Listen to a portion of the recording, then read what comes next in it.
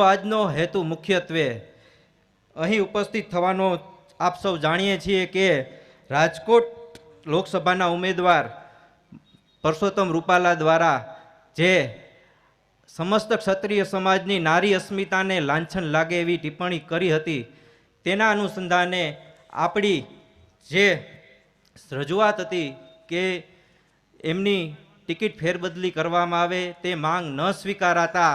સમસ્ત ક્ષત્રિય સમાજનો એક સુરે જ્યારે રણભૂમિમાં આપણે યુદ્ધે ચડ્યા ત્યારે હું અહીં એક દ્રષ્ટાંત રજૂ કરીશ રામાયણનું કે જટાયુ જ્યારે અંતિમ શ્વાસ લઈ રહ્યા હતા ત્યારે તેમની એવી સ્થિતિ નહોતી કે તે લડાઈ લડી શકે, છતાં પણ તેમણે રાવણનો મુકાબલો અંતિમ શ્વાસ સુધી કર્યો હતો. તે રીતે આપ સૌએ નાનામાં નાના યુવાન કાર્યકરોએ, નાનામાં નાના માતાઓ બહેનો તથા સમગ્ર ક્ષત્રિય સમાજના યુવાનોને વિનંતી છે કે 7 તારીખે આપણો 7 કલાકનો સમય ફાળવીને